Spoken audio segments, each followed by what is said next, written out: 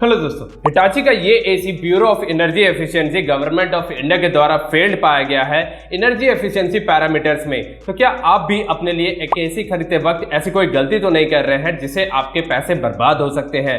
इस वीडियो में मैं आपको यही बताऊंगा कि एसी खरीदते वक्त आपको किन किन बातों का ध्यान रखना चाहिए, जिसे ध्यान में रखते हुए आप डेफिनेटली अपने लिए एक बेस्ट एसी का सिलेक्शन कर सकते हैं अपने बजट एंड प्रेफरेंस के अकॉर्डिंग, जो डेफिनेटली आपके लिए काफी हेल्पफुल हो सकता है। इससे पहले हमने स्मार्टफोन और लैपटॉप बाइंग गाइड के ऊपर में भी एक डेडिकेटेड वीडियो आपके लिए बनाया हुआ है। आप चाहो तो वीडियो को डिस्क्रिप्शन से इसे भी चेकआउट कर सकते हो। तो वीडियो को पूरा जरूर देखिएगा और वीडियो अच्छा लगे तो इसे लाइक कर दीजिएगा। चैनल में नए हैं तो इसे सब्सक्राइब करके बेल नोटिफिकेशन कॉल पर क्लिक जरूर कर दीजिएगा और इस वीडियो को उन लोगों से शेयर जरूर कीजिएगा जिन्हें इसका फायदा मिल सकता है। वीडियो की शुरुआत करते हैं बिना किसी देर के। मेरा नाम है रवि और आप देख रहे हैं टेक रिव्यूज। एसी खरीदते समय मेरे ओपिनियन में सबसे पहले आपको टाइप ऑफ एसी में सिलेक्शन करना बहुत ही जरूरी है अपने बजट एंड यूज के हिसाब से।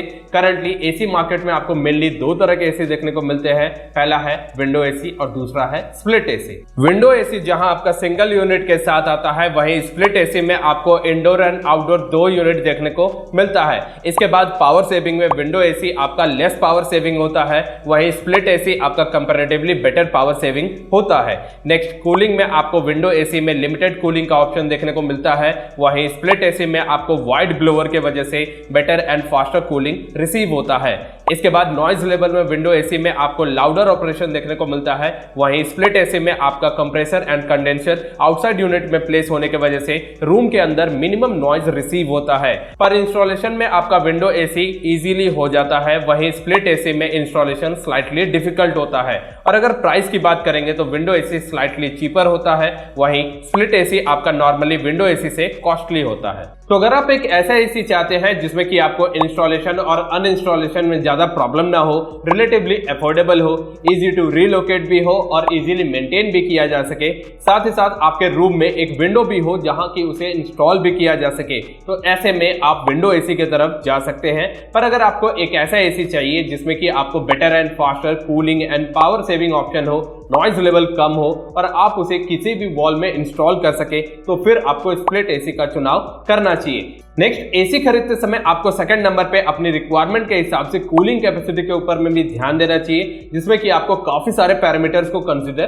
करना चाहिए, जिसमें कि सबसे पहला एंड मोस्ट इंपॉर्टेंट है रूम साइज। इसमें आप अप टू 1.2 टन एसी के साथ जा सकते हैं अगर आपके रूम का size up to 120 square feet है, जो कि सुटेबल है स्टडी रूम, स्मॉल बेडरूम के लिए। इसके बाद आप 1.2 टन एसी से लेके 1.7 टन एसी के साथ जा सकते हैं अगर आपके रूम का साइज 121 स्क्वायर फीट से लेके 179 स्क्वायर फीट तक है, जो कि सुटेबल है बिगर बेडरूम्स के लिए।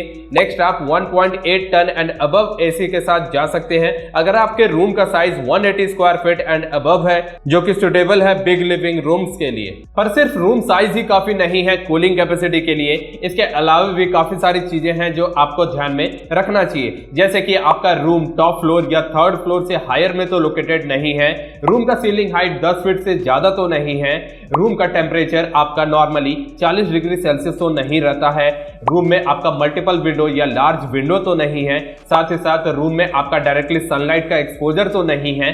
इतना ही नहीं, आपके रूम में नॉर्मली एसी को यूज करते वक्त नॉर्मल से ज्यादा लोग तो नहीं रहने वाले हैं, क्योंकि इनमें से अगर कोई भी कंडीशन आप पे लागू होता है तो आपको एक लेवल ऊपर कूलिंग कैपेसिटी का एसी सेलेक्ट करना चाहिए, क्योंकि इन कंडीशंस में नॉर्मली आपको 30% एक्स्ट्रा एसी कैपेसिटी चाहिए होता है। नेक्स्ट, एसी खरीदते वक्त आपको थर्ड नंबर पे इन्वर्टर एसी और नॉन इन्वर्टर एसी के बीच में चुनाव करना भी बहुत ही जरूरी है, क्योंकि ऐसा भी पॉसिबल है कि 5 स्टार नॉन इन्वर्टर एसी आपका ज्यादा इलेक्ट्रिसिटी कंज्यूम करेगा 1 स्टार इन्वर्टर एसी से।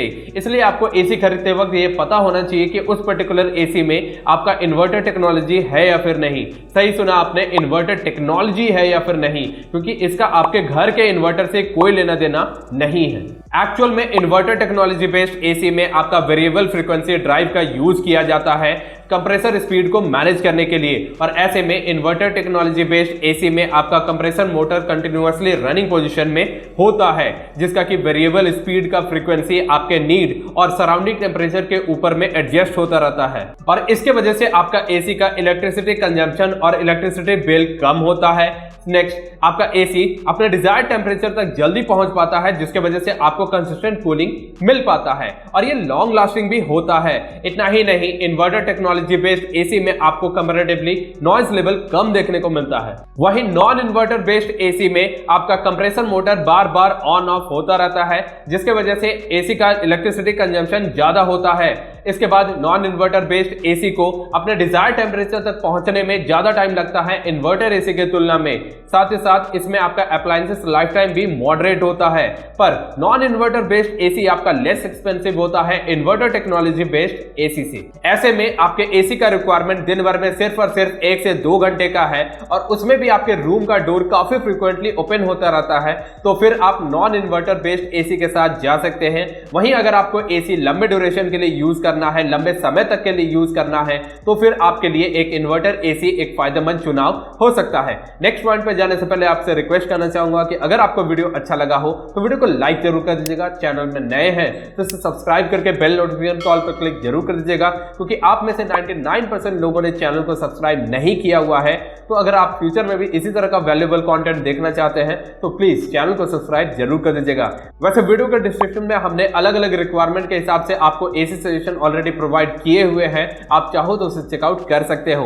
और अगर आप इस वीडियो को Amazon ग्रेट समर सेल के दौरान देख रहे हो तो फिर आपको सजेस्टेड एसी का प्राइस जरूर से जरूर चेकआउट करना चाहिए। नेक्स्ट, एसी खरीदते वक्त आपको 4th नंबर पे एनर्जी एफिशिएंसी के ऊपर में भी ध्यान देना चाहिए, जिसका सीधा सीधा असर आपके बजट पे पड़ेगा, क्योंकि जितना ज्यादा आपका एसी एनर्जी एफिशिएंट होगा उतना ही वो इलेक्ट्रिसिटी कम कंज्यूम करेगा।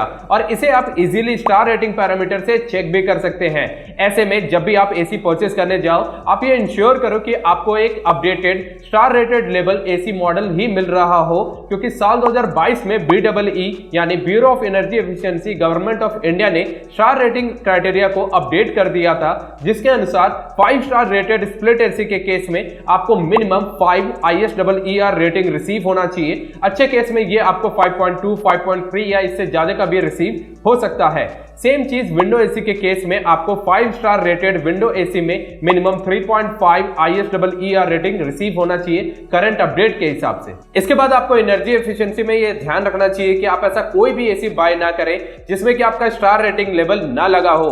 मिनिमम आपको मेरे सजेशन में 3 स्टार रेटेड एसी को कंसीडर करना चाहिए। पर अगर आप डेली बेसिस में 7 घंटे या उससे ज्यादा एसी को यूज करने वाले हो हर साल 4 से 5 महीने, तो फिर आपको 5 स्टार रेटेड एसी को कंसीडर करना चाहिए, जिसमें कि आपको अप्रोक्सीमेटली 41% ज्यादा एनर्जी सेविंग देखने को मिलता है 2 स्टार रेटेड एसी के कंपैरिजन में स्प्लिट एसी में। And last but not the list, आपको एक एसी खरीदते समय 5th नंबर पे उसके आफ्टर सेल सर्विस के ऊपर में भी ध्यान देना चाहिए, जिसे हम लोग आमतौर पे एसी खरीदते वक्त सबसे ज्यादा इग्नोर करते हैं। और जब एसी में किसी कारण कोई प्रॉब्लम आ जाता है तो सबसे ज्यादा परेशान होते हैं। ऐसे में आप एसी खरीदते वक्त ये इंश्योर करो कि आपको उसमें वारंटी में एसी का maximum warranty, compressor warranty, PCB warranty और एक्सटेंडेड वारंटी का ऑप्शन रिसीव हो रहा हो। और अगर आप एक स्प्लिट एसी खरीदने का प्लान कर रहे हैं तो उसमें आपको एडिशनली आउटडोर यूनिट के पीसीबी में भी वारंटी रिसीव हो रहा हो, तो ये आपके लिए एक फायदेमंद चुनाव हो सकता है। इसके बाद आपको एसी खरीदते वक्त ये भी ध्यान देना चाहिए